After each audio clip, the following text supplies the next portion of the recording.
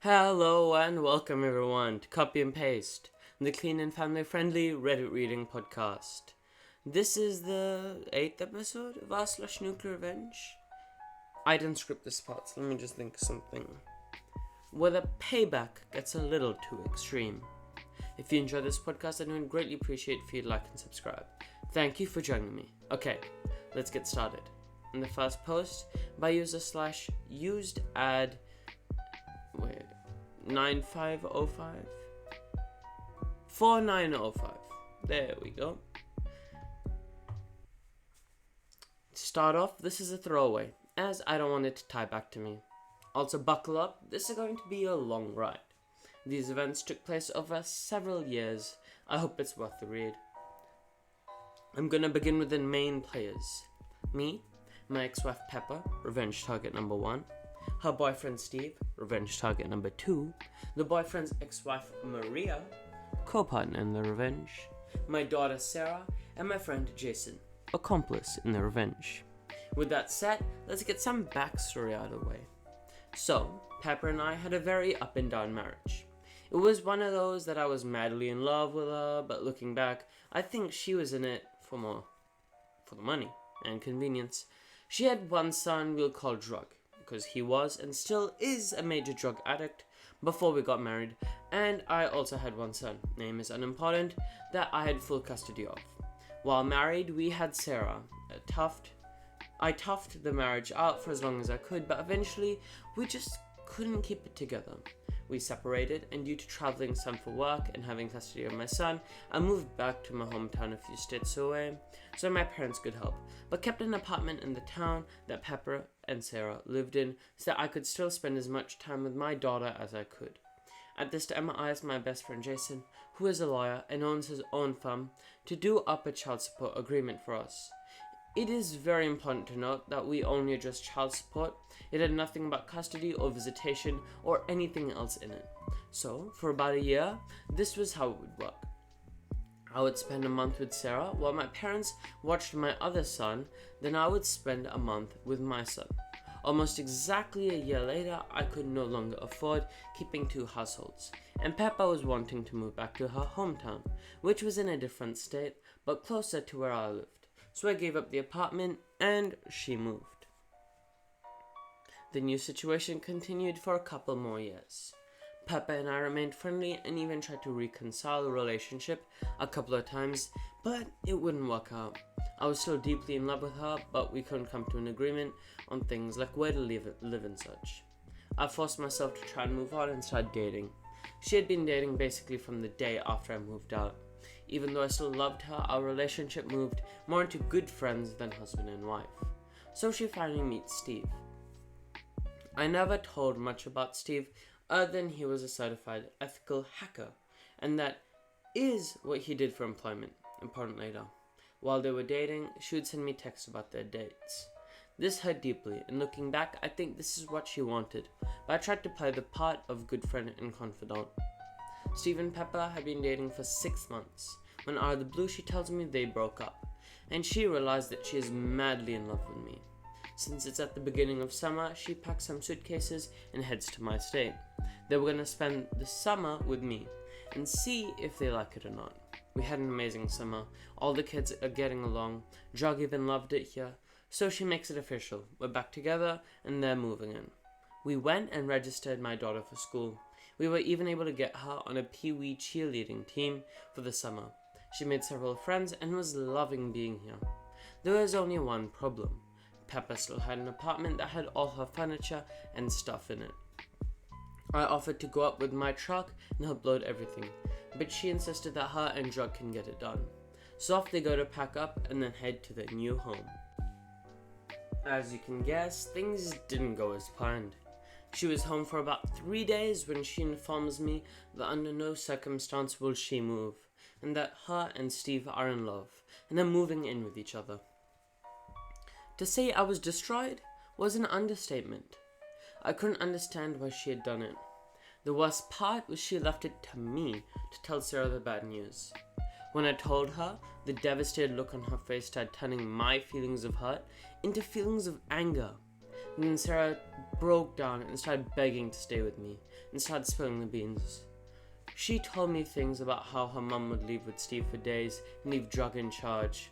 She had to learn how to cook for herself at 8 because Drug would spend the money on world drugs and spend the whole time high. If Drug wasn't left in charge, Pepper would use her multiple convicted felon niece to watch her. At this point, my anger had turned to rage. I immediately notified Pepper that there was no way Sarah was coming back and I'd fight her to death to keep her out of that situation. Pepper responded by getting an emergency hearing in her state to force Sarah back. I had to scramble, but I managed to get a lawyer and easily won the hearing, which Pepper showed up late for and told the judge it was due to a disability. The judge agreed that since there was no custody agreement and with the troubling accusations that I had gathered, it was best for now Sarah to stay with me. I had won the first battle, but it was short-lived. Within an hour of the hearing, I started getting tons of phishing emails and text. I was also getting password resets and MFA codes from my bank, Facebook, Reddit, and any other accounts. I knew that Steve was behind it. The very next day, Jason calls. His law firm's website, email, and phone account had been hacked, but he had to disclose the hack to the court because he was working on a semi-high-profile case at the time the FBI got involved. To say I was enraged was an understatement. These two people had destroyed me, harmed my daughter, and tarnished the reputation of my lifelong friend. It was time for them to pay, and pay dearly. I was a man on a mission. I spent hours digging up as much dirt as I could on Stephen and Pepper. I had a lot of luck with Pepper. I found social media posts of her out late drinking that correlated to tardiness and missed days at school for Sarah. I found tons of pics of her and 2 strange kids doing fun activities. I found neighbors that were willing to testify that Sarah had come beg for food because she was left with either Drug or the felon. I knew I could bury her. Steve, on the other hand, had all his accounts locked down. I couldn't find any dirt and it was driving me crazy. Then it hit me to try LinkedIn. It paid off. There wasn't much posted, but through his account, I found Maria, his ex-wife's account. I reached out to her, and she happily accepted. Maria and I became fast friends. She hated Pepper for good reason, as they both abandoned her kids like my daughter, and didn't want her around her kids. I learned so much. To keep it short, Maria and Steve had recently divorced. As part of the custody agreement, Steve got the house, car, bank account savings, and a lower than usual child support. Maria had traded all that money to have control of the kids. She knew he was a scumbag, and all she was concerned about was keeping her kids safe. They had a very detailed custody agreement with rules for Steve to follow. As part of that agreement, if Steve broke any rules, then he would have to pay, and pay dearly. He had to sell the house and give her half of everything. His child support would also double, and Steve would be financially ruined. Steve also didn't have her blocked on the social media, and would regularly send texts bragging about how great his life was without her. Many of those texts had pictures of Pepper in them. We compared notes, we swapped evidence, we came up with a plan. And now it is time for the revenge. First I got with Jason. He let the FBI investigator know that I had also had some hacking attempts, and we believed it was the same person. The investigator called quick. I gave him all the information I had and who I believed was doing it. And he asked a weird question. Do I know where Steve worked? Well, yes I did, thanks to Maria. So apparently Steve wasn't as good as a hacker as he thought himself to be. They had already traced back the hack on Jason to a business. The very same business Steve worked for. As soon as my conversation with the FBI was done, I called his work to lodge a complaint. I told the manager that someone was trying to hack me, and I was sure it was Steve. They of course did not take it seriously because I had no proof. What they didn't know, they were soon going to get a visit from a special agent. The next week was absolute hell for Steve and Pepper.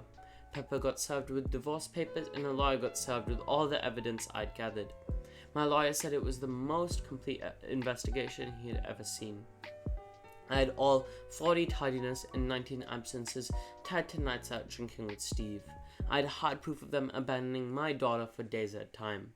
Maria even gave me a picture that was taken at 2 a.m. the night before the emergency hearing with Steve, and Peppa drinking in a tattoo parlor.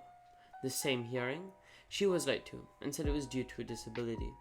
Steve got served that he had violated the entire custody agreement. Maria had pictures from me proving he was with Pepper on nights the kids were with him, and they were left alone. She had also had proof that there was contact with Pepper that violated the custody agreement.